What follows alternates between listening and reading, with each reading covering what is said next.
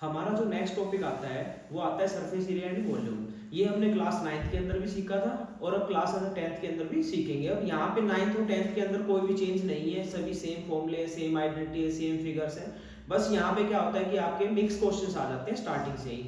तो आज हम इनके आइडेंटिटीज के बारे में सीखेंगे। तो फर्स्ट जो फिगर आती है हमारे पास वो आती है क्यूब। अब क्यूब में क्या होती है कि हमारे पास ऑल साइड्स इक्वल होती है। जैसे कोई भी हमारे पास एक बॉक्स दे रखा है तो उसकी सभी साइड्स क्या है, डायमेंशन क्या है, सभी के सभी सेम है।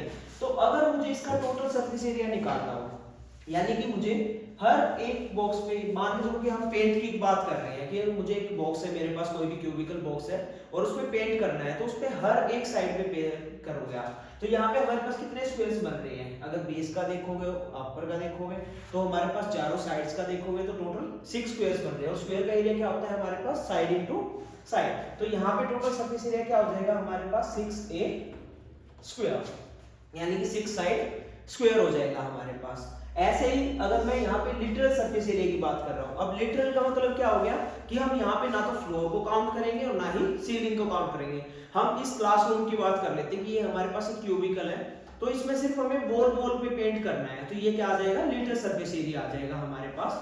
तो लिटरल सरफेस एरिया हो जाएगा। इसमें अब वॉल कितनी होती है हमारे पास, 4 हो गई, तो एरिया क्या बन जाएगा यहाँ पे हमारे पास, 4 साइड स्क्वायर बन जाएगा।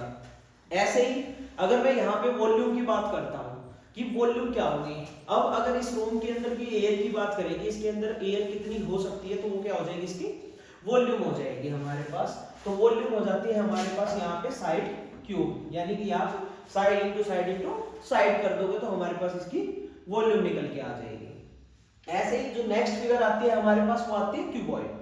अब क्यूबॉइड में क्या होता है हमारे पास कि रेक्टेंगल बेस बन जाती है। वहां पे 3 चीजें आती है हमारे पास, लेंथ, ब्रेथ एंड हाइट। अब तीनों चीजें, अगर हम यहाँ पे फर्स्ट बात कर रहे हैं कि टोटल सरफेस एरिया, अगर यहाँ पे हमें टोटल सरफेस एरिया निकालना हो तो ऑब्जर्व करो, जो हमारे पास फ्लोर होगा उसकी भी लेंथ और ब्रेथ होगी, और जो हमारे पास सीलिंग होगी उसकी भी लेंथ एंड ब्रेथ होगी। ऐसे ही जो हमारे पास साइडों की वॉल्स बनेंगी उनकी ब्रेथ इंटू हाइट हो जाएगा हमारे पास। तो और पीछे वाली बैक वाली वॉल की या फ्रंट वाली वॉल की देखेंगे तो हमारे पास हाइट इंटू लेंथ बन जाएगा। तो यहाँ पे दो के पेयर में बन रहे हैं। अब रेक्टेंगल का एरिया क्या होता है, लेंथ इंटू ब्रेथ होता है। ऐसे ही जब टोटल सरफेस एरिया करेंगे तो हम 2 से मल्टीप्लाई कर देंगे और साथ में क्या आ जाएगा, length into breadth plus breadth into height plus height into length, यानी कि दो के उसमें आ रहे तो हमारे पास 2 कॉमन निकल गया, तो length into breadth plus breadth into height plus height into length, तो ये हमारे पास टोटल सरफेस एरिया हो गया। ऐसे ही अगर हम इसका लिटरल सरफेस एरिया की बात करते हैं, चारों वॉल्स की बात करते हैं, तो जब हम चारों वॉल्स की बात करेंगे तो हमारे पास फ्लोर और सीलिंग का तो हट जाएगा यहाँ पे, तो क्या एरिया बचेगा हमारे पास, सिर्फ साइड्स वॉल्स का, यानी कि breath into height plus height into length, और ये भी क्या है, डबल है। तो यहाँ से हमारे पास 2 और साथ में हाइट कॉमन निकल जाती है, तो अंदर बच जाता है हमारे पास लेंथ प्लस ब्रेथ, यानी कि 2 into height bracket length plus breadth हमारे पास क्या हो जाएगा, लिटरल सरफेस एरिया हो जाएगा।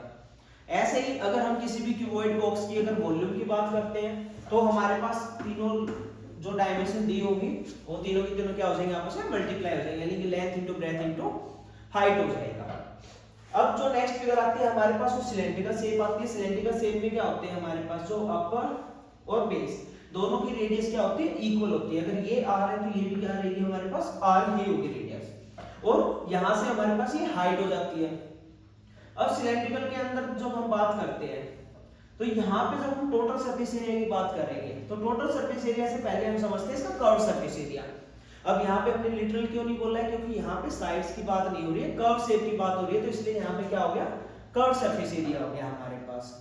जब हम कर्व सरफेस एरिया निकालते हैं तो कर्व सरफेस एरिया का जो यहाँ पे फॉर्मूला बनेगा हमारे पास वो हो जाता है हमारे पास 2 पाई r h, यानी कि 2 into pi into r into h. अब पाई की जो वैल्यू रहेगी हमारी, अगर क्वेश्चन के अंदर कुछ भी गिवन नहीं है तो आप 22/7 लेके चलोगे। अगर हमारे पास क्वेश्चन के अंदर गिवन है वैल्यू तो आपको सिर्फ वही लेनी पड़ेगी, चाहे वहां पे 22/7 हो या फिर 3.14 गिवन हो। तो 2 पाई आर एच क्या हो जाता है हमारे पास, कर्व सरफेस एरिया हो जाता है। जब हम इसके टोटल की बात करते हैं तो ऊपर वाला बेस देखो यहाँ पे, अब ये किस में शेप में, सर्कल शेप में, ऐसे नीचे वाला भी क्या है, सर्कल शेप में, और सर्कल का एरिया फॉर्मूला क्या होता है, हमने भी लास्ट चैप्टर में ही सीखा था कि सर्कल के एरिया का फॉर्मूला पाई आर स्क्वायर होता है। तो अगर मैं इसके कर्व सरफेस एरिया में अपर और बेस दोनों का एरिया ऐड कर दूं तो मेरे पास टोटल बन जाएगा।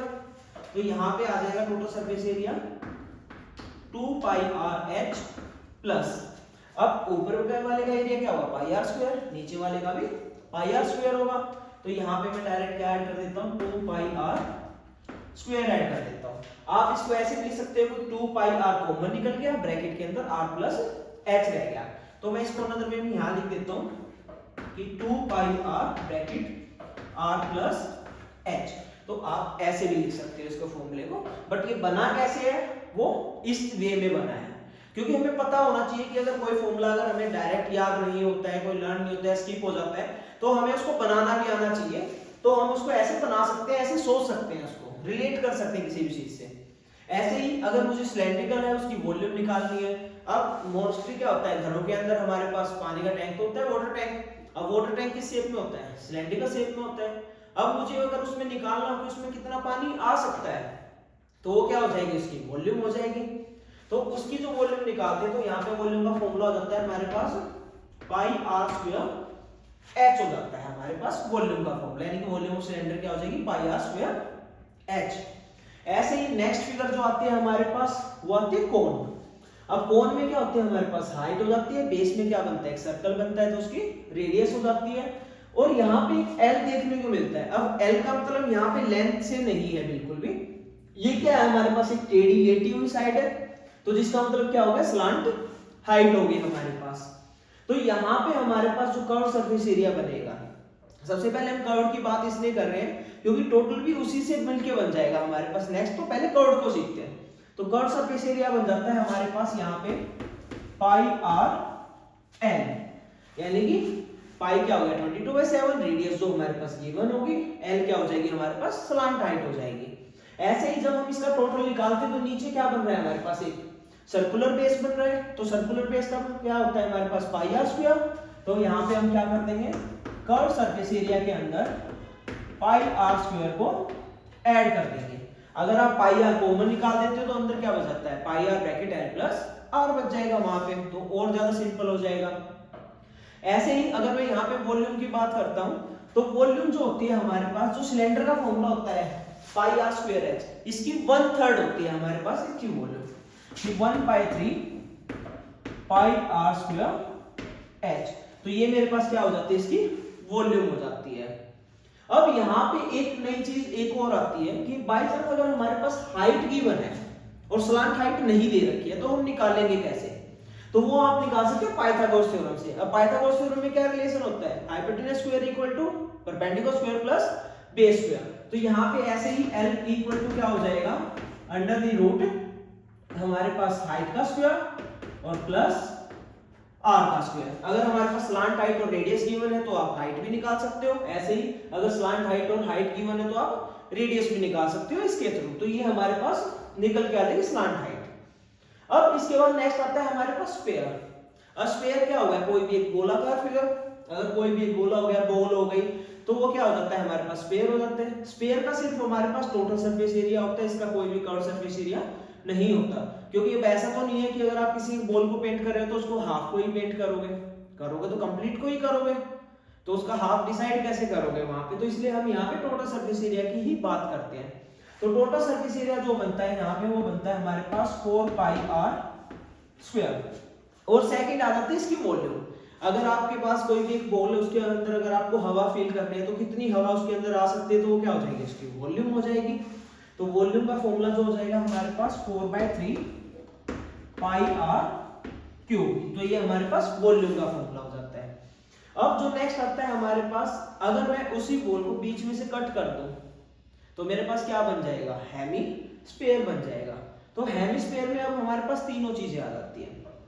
तो जब हम इसका पहले क्या करते हैं कर्व सरफेस एरिया, जब मैंने उसको बीच में से कट किया तो हाफ हो गया। तो जो मेरे पास total surface area of sphere था, अगर उसका हाफ कर देंगे तो हमारे पास क्या हो जाएगा, curve surface area of hemisphere बन के आ जाएगा। तो इसका हाफ करोगे तो क्या आ जाएगा हमारे पास 2 पाई आर स्क्वायर। जब हम इसके टोटल की बात करते हैं, अब इसमें क्या हो गया, ऊपर का बेस भी बन रहा है। तो जब ये सर्कुलर बेस बन रहा है, सर्कुलर एरिया क्या होता है हमारे पास पाई आर स्क्वायर। तो पाई आर स्क्वायर को आप क्या कर दोगे, कर्व सरफेस एरिया में ऐड कर दोगे तो हमारे पास टोटल सरफेस एरिया आ जाएगा, जो कि हो जाएगा 3 पाई आर स्क्वायर हो जाएगा हमारे पास। ऐसे ही अगर हम इसकी वॉल्यूम की बात करते हैं तो टोटल सरफेस एरिया के अंदर वॉल्यूम क्या है हमारे पास 4/3 पाई आर क्यूब। ऐसे ही हेमिस्फीयर की क्या हो जाएगी हमारे पास, उसका हाफ करोगे तो 2/3 pi r cube, 2/3 pi r cube. तो ये मेरे पास मोस्टली हमारे पास क्या हो जाती है, फिगर्स हो जाती हैं जिनको हम करते रहते हैं, यूज करते रहते हैं। अब इसके अंदर जो हमारे पास एक टॉपिक लास्ट रह गया है जो मोस्टली एग्जाम के अंदर आता भी है, वो हमारे पास हेमिस्फीयर से ही रिलेटेड है। अगर आउटर और इनर सरफेस आ जाए, चाहे वो इसके अंदर आ जाए चाहे हमारे पास सिलेंडर के अंदर गिवन हो जाए, तो हम उसे निकाल सकते हैं। तो नेक्स्ट अब वो समझेंगे, बना लेते हैं अलग से, इसको इरेज कर लेते हैं हम अभी के लिए। तो यहां पे हमने एक फिगर बना दी